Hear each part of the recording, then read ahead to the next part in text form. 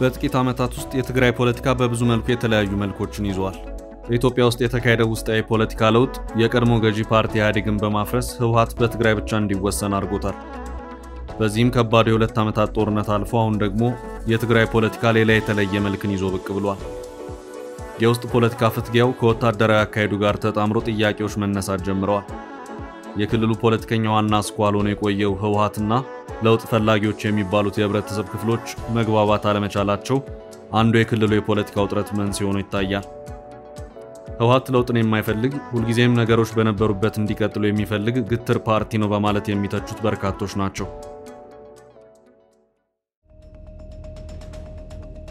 የፖለቲካው ግብግብ የታጠቀውንም ኃይል ስቦ እያስገባው መሆኑ ደግሞ ሌላ ፈታኝ ክልላዊ ፖለቲካ ተግዳሮትን ይዞ ብቅ እያለ ነው። እስካሁን ባለው ሁኔታ የፌደራል መንግስት ዝምታን መርጧል። በእርግጥ ነገሮች እየጦዙ ሄደው ከክልሉ አቅም በላይ የሚሆኑ ሁኔታዎች ከተፈጠሩ በአገሪቱ ህገ መንግስትና ሌሎች ህጎች መሰረት የፌደራል መንግስቱ ጣልቃ የመግባት ሙሉ ስልጣንና ኃላፊነት አለው። የፌደራሉ መንግስት በክልሎች ጉዳይ ጣልቃ ሊገባባቸው የሚችላቸው ሁለት መሰረታዊ ምክንያቶች በህግ ተደንግገዋል። አንደኛው የፌደራል መንግስት ህልውናን አደጋ ላይ የሚጥል ሁኔታ በዚያ ክልል ተፈጥሯል ብሎ ሲያምን ሲሆን፣ በሌላ አቅጣጫ ደግሞ የክልሉ ነዋሪ ሁኔታ አደጋ ላይ ወድቋል፣ ከለላና ድጋፍ የሚያስፈልገዋል ብሎ ሲያምን ነው። ይሄኛው ከዜጎች ሰብአዊ መብት አንጻር የሚታይ ነው። በትግራይ እስካሁን ባለው ሁኔታ ታጣቂዎች ጎዳና ላይ በመውጣት ጥያቄዎቻቸውን ሲያቀርቡ የታዩት ያለ መሳሪያ ነው። በእርግጥ በአንዳንድ አካባቢዎች መንገድ የመዝጋት ሁኔታዎች ታይተዋል። ጥያቄው ነገሮች ወደ ኃይል ካመሩ የፌደራሉ መንግስት ሚና ምን ይሆናል የሚለው ነው።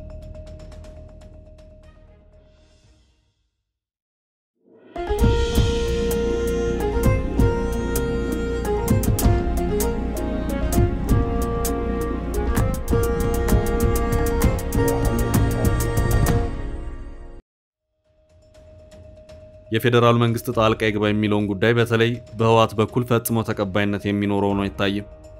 ህወሓትን ተለወጥ የሚሉ ኃይሎች ዛሬም እየሞገቱት ይገኛሉ።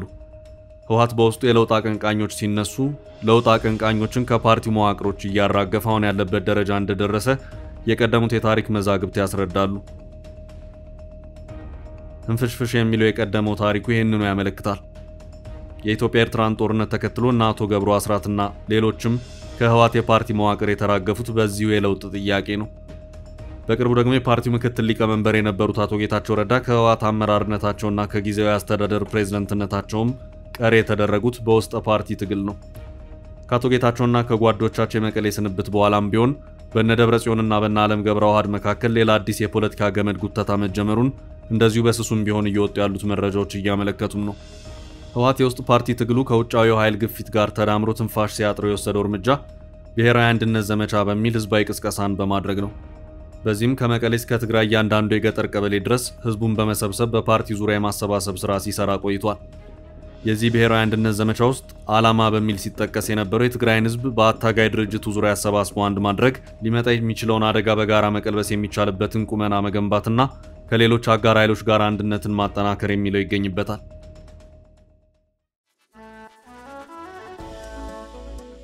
ገዢው ፓርቲ ብልጽግና እንደ ስጋት ተደርጎ እየተቆጠረ መሆኑን ከአንዳንድ የህወሓትና የትግራይ ወታደራዊ አመራሮች ማብራሪያዎች መረዳት ተችሏል። ይህ ሁሉ ተብሎ የመጨረሻው የዚሁ ብሔራዊ አንድነት ጉባኤ መጠናቀቁ መቀሌ ላይ ሻማ ተለኩሶና ህብስት ተቆርሶ ከተጠናቀቀ በኋላ ግን ድንገት አዲስ ክስተት ብቅ አለ። ይህም ክስተት የታጣቂ ኃይል የዳቦ ጥያቄ ነው። ይህ ውስጡን ሲብላላ የነበረው ጥያቄ በመጨረሻም ሀገር ይስማው በሚል ነገሩ እስከ መንገድ መዝጋት ድረስ በዘለቀ መልኩ መገለጡ ነገሮች ወዴት እየሄዱ ነው የሚያስብለው ነው። በትግራይ ከ200 ሺህ ያላነሱ ታጣቂዎች እንዳሉ መረጃዎች ያመለክታሉ። ከነዚህም ውስጥ የተወሰኑትን በዲዲአር ፕሮግራም ለማሰናበትና ከህብረተሰቡ ጋር ለመቀላቀል ሙከራዎች ተደርገዋል። ይህ ፕሮግራም ሲከወን የቆየው በፌደራል መንግስት በኩል ነው። ነገር ግን በአንድ መልኩ ታጣቂዎች ትጥቅ እየፈቱ ሲባል፣ በሌላ አቅጣጫ ደግሞ እንደ አዲስ ሰልጣኞች በኮማንዶ ደረጃ እየሰለጠኑ የሰራዊት ግንባታ መቀጠሉ ነገሩን ግራ አጋቢ አድርጎት ቆይቷል። ህወሓት የትግራይ ህዝብ አደጋ ላይ ነው የሚል የጸና አቋም ያለው መሆኑን እየደጋገመ ሲናገር ቆይቷል። ሰራዊታችን የመጨረሻው የህልውናችን ምሽግ ነው ይላል። እናም ትጥቅ መፍታት የሚለው ጉዳይ በጥያቄነት የሚነሳውም እዚህ ጋር ነው። አንድ ሉዓላዊ ሀገር በሀገር ደረጃ ሊኖረው የማይችለውን የጦር ብዛት እያደራጁና እያስታጠቁ የዚህን ሰራዊት ቀለብ፣ ደሞዝ፣ አልባሳት፣ ትጥቅና ጥቅማጥቅሞችን በቀጣይነት እያቀረቡ መቀጠል የሚቻለው እስከሄድ ድረስ ነው የሚለው ጉዳይ የበርካቶች ጥያቄ ሆኗል። አሁን ይሄው ጥያቄ በጓሮ በር ዞሮ የመጣ ይመስላል። ሰራዊት የተደራጀው ኃይል ደሞዝ አምጡ ብለዋል። ጥቅም ያስፈልገኛል በማለት ጥያቄው እስከ መሬት እደላ ድረስ የዘለቀ መሆኑንም አመላክቷል። ባለፈው ጥቅምት 1 ቀን 2018 ዓ.ም በአደባባይ መጠየቅ የጀመረው የታጣቂዎች ጥያቄ በጥያቄነቱ እንደቀጠለ ይገኛል። ጥያቄውን የማቅረቡ ሂደት በቀጠለ ቁጥር ከጥቅምና የደሞዝ ጥያቄን ባለፈ የፖለቲካ ጥያቄዎችም ጭምር እየተነሱበት ነው። ሳይቃጠል በቅጠል ያሉት የክልሉ ጊዜያዊ አስተዳደር ሌተናል ጀነራል ታደሰ ወረደ ከሰሞኑ በዚህ ጉዳይ ካቢኔያቸውን ሰብስቦ የነበረ መሆኑ የሚታወስ ነው። ከዚህ ጋር በተያያዘ በረቡዕ ዕለት የጊዜያዊ አስተዳደሩ ባወጣው መግለጫ አስተዳደሩ ካቢኔ ይህን ጉዳይ አስመልክቶ ቀደም ሲል ከ2017 ዓ.ም ጀምሮ ሊተገበር በእቅድ ላይ ነበረውና የትግራይ ኃይል አባላትን አስመልክቶ የወጣ መመሪያ ተገቢ ደሞዝ፣ ጥቅምና ለቤት መስሪያ የሚሆን ቦታ እንዲሰጥ የሚያስችል ውሳኔ ያሳለፈ መሆኑን አስታውቋል። በዚህ ውሳኔ መሰረት መመሪያው ለተለያዩ የጊዜያዊ አስተዳደሩ ቢሮዎች እንዲሰራጭና እንዲተገበር መታዘዙን መግለጫ አክሎ ያመለክታል። ውሳኔው ይፋ ከሆነም በኋላ አደባባይ ላይ ሰልፉ የቆመበት ሁኔታ አልታየም።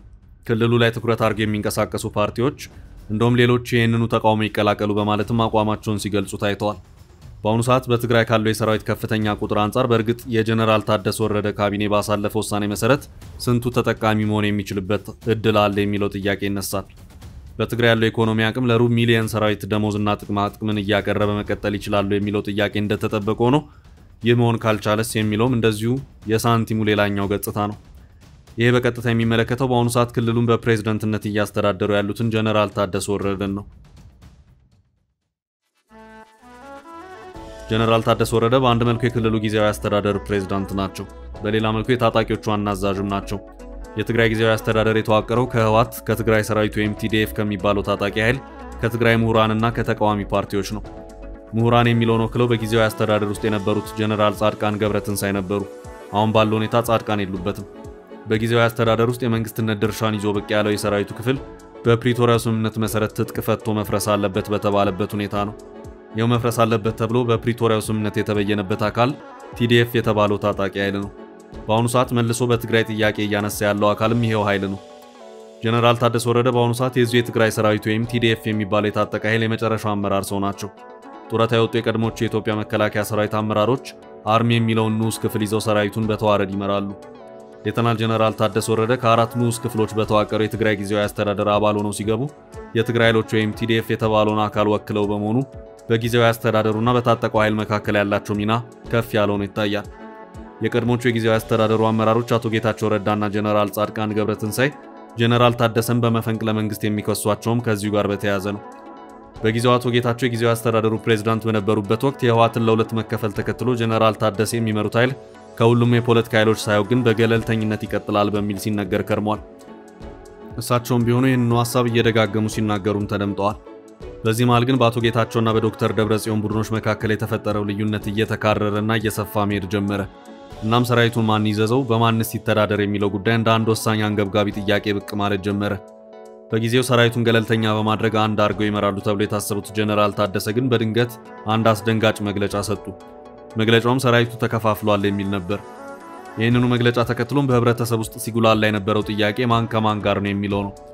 በዚህ ሂደት ውስጥ የዶክተር ደብረጽዮን ቡድንና የሰራዊቱ የተዋረደ አመራሮች እየተገናኙ የሚመክሩ እንደነበር በኋላ ላይ የወጡት መረጃዎች አመላክተዋል። እናም በመጨረሻ አቶ ደብረጽዮን ቡድንና የሰራዊቱ አመራሮች ተከታታይነት ያላቸውን ውይይቶች ማድረጋቸውን ተከትሎ በቀጣይም እነዚህ ወታደራዊ መኮንኖች የግል ስብሰባቸውን ማካሄድ ጀመሩ። የጋራ መግለጫንም አስነገሩ። መግለጫውም ጊዜያዊ አስተዳደሩ ለውጥ ያስፈልገዋል፣ የኛ ድጋፍ ጉባኤ ላካሄደው የህወሓት ቡድን ወይም ክፍል ነው የሚል ነበር። ድጋፋችን የፓርቲ ጉባኤ ላካሄደው ቡድን ነው ማለት ባጭሩ ከነ ዶክተር ደብረጽዮን ቡድን ጎን ነን የሚል መግለጫን አስነገሩ። በርካቶች ፖለቲካና ወታደር ምን አገናኘው? ሰራዊቱ በፖለቲካ ውስጥ ገብቶ የምን አቋም መግለጽና ውግንናን ማሳየት አስፈለገው በሚል ተቃውሟቸውን አሰሙ። በእርግጥ የሰራዊቱ የተዋረደ አመራሮች ቁጭ ብለው ሲመክሩ ጀነራል ታደሰ ወረደ የት ነበሩ? ይህ መግለጫ እሳቸው የሚያውቁትና የሚያምኑበት ነው ወይስ አይደለም የሚሉ ጥያቄዎች በብዙዎች አእምሮ ውስጥ ሲመላለሱም ነበር። እንደ ዋና አዛዥነታቸው ጀነራል ታደሰ በዚሁ ዙሪያ ድምጻቸውን ያሰማሉ ተብሎ ቢጠበቅም የውሃ ሽታ ሆነው ቀሩ። ከዚሁ መግለጫ በኋላ ለሳምንታት በዝምታ ውስጥ የቆዩት ጀነራል ታደሰ ወረደ በትግራይ መቀሌ ቅርብ ርቀት ላይ ሰራዊቱ ከካምፕ በመውጣት ህዝብ ላይ ጥቃት ፈጸመ መባሉን ተከትሎ በአንድ ህዝባዊ መድረክ ላይ ተገኝተው የሰራዊቱን ከነ ዶክተር ደብረጽዮን ጎን መሆናችን ይታወቅልን መግለጫ ጉዳይ አንዲትም ቃል ሲተነፍሱ አልታዩም። ከዚያ ይልቅ ሰራዊቱን የህዝብ ልጅ ነው፣ ከአካባቢያችን ይውጣ የምትሉት ለምንድን ነው? ሰራዊቱ እስከ ዛሬም ድረስ የቀጠለው ደልቶት ሳይሆን በችግር ውስጥ ሆኖ ነው። የሰራዊት የማንም ሳይሆን ከትግራይ ህዝብ የተገኘ ነው የሚል አይነት ይዘት ያለውን ማብራሪያ ሲሰጡም ታይቷል። በጊዜው አቶ ጌታቸው ከባድ የፖለቲካ ውክቢያ ውስጥ በነበሩበት ወቅት ጀነራል ታደሰ ብዙም የሚታዩ ሰው አልነበሩ። ጀነራሉ ስብሰባ በበዛበት በሚካሄድበት ትግራይ በአንዱም ስብሰባ ላይ የታዩበት ሁኔታ አልነበረም። እንደቀደሙት ጊዜያትም በየሚዲያው ብቅ ብቅ ሲሉም አልታዩም። ድጋፉን ለነ ዶክተር ደብረጽዮን በሰጠ የሰራዊቱ አመራር ጉዳይም ምንም ያሉት ነገር አልተሰማም። ከዚህ ባለፈም በወቅቱ አቶ ጌታቸው የክልሉ ጊዜያዊ አስተዳደር ፕሬዝዳንት በመሆናቸው ነገሮች እየተካረሩ ሲሄዱ ለጀነራሉ አንድ ጊዜ ድረሱልኝ የሚል ደብዳቤ ጻፈ መሆኑን ያስታወቁበት ሁኔታ እንደነበር የሚታወስ ነው። ይኸው ጥሪም የነ ዶክተር ደብረጽዮን ቡድን የተወሰኑ የሰራዊት ክፍሎችን ተጠቅሞ የመዋቅር ወረራን ማካሄድ ጀምሯል በሚል ነበር። እዚህ ጋርም ቢሆን ለአቶ ጌታቸው ረዳ አፋጣኝ ጥያቄ ሌተናል ጀነራል ታደሰ ወረደ ምላሽ ስለመስጠታቸው የታወቀ ነገር የለም። አቶ ጌታቸው በቀጥታ ለጊዜያዊ አስተዳደሩ ምክትል ፕሬዝዳንትና የሰራዊት አዛዥ ሌተናል ጀነራል ታደሰ ወረደ የካቲት 26 ቀን 2017 ዓ.ም በጻፉት በታጣቂዎች እየታገዘ የመዋቅር ወረራ እያደረገ ነው ያሉትን የዶክተር ደብረጽዮን ቡድን በክልሉ ማዕከላዊና ሰሜናዊ ምዕራብ ዞን የጊዜያዊ አስተዳደር መዋቅሮች ላይ ወረራዎችን የፈጸመና የተቆጣጠረ መሆኑን አመላክተው የህገወጥ ድርጊት ያሉት እንቅስቃሴን በተቀሩት ምስራቃዊ፣ ደቡባዊ፣ ደቡብ ምስራቅና መቀሌ ዞኖች ጭምር ለማስፋት ያለመ እንቅስቃሴ እየተደረገ ነው በማለትም ነበር ጥሪያቸውን ያስተላለፉት። በዚህ ሂደት ውስጥ ጊዜያዊ አስተዳደሩን ጥለው የወጡት አቶ ጌታቸውና ጓዶቻቸው በክልሉ ወታደራዊ መፈንቅለ መንግስት እንደተካሄደ አድርገው የወሰዱት ሆኖ ይታያል። በቅርቡ ኤንቢሲ ኢትዮጵያ ከተባለ ቴሌቪዥን ጣቢያ ጋር ረዘም ያለ ቆይታ ያደረጉት ጀነራል ጻድቃን ገብረትንሳይ ጀነራል ታደሰን በትግራይ ተካሂዷል ላሉት ድምፅ አልባ መፈንቅለ መንግስት ተጠያቂ አድርገው የከሰሱበት ሁኔታ ታይቷል። አሁን ደግሞ ሰራዊቱ በጀነራል ታደሰ መንግስትና ህወሓት ላይ ጥያቄዎችን ማንሳት መጀመሩ አስገራሚ ሆኗል። ጀነራሉም በሰሞኑ የአስቸኳይ ካቢኔ ስብሰባቸው አፋጣኝ ምላሽ ሰጥቻለሁ ይተግበርልኝ በማለት የተነሳባቸውን ተቃውሞ የማርገብ ሂደት ውስጥ ገብተዋል። እንደቀደመው ጊዜ ድምጻቸውን ያጠፉበት ሁኔታ አልታየም።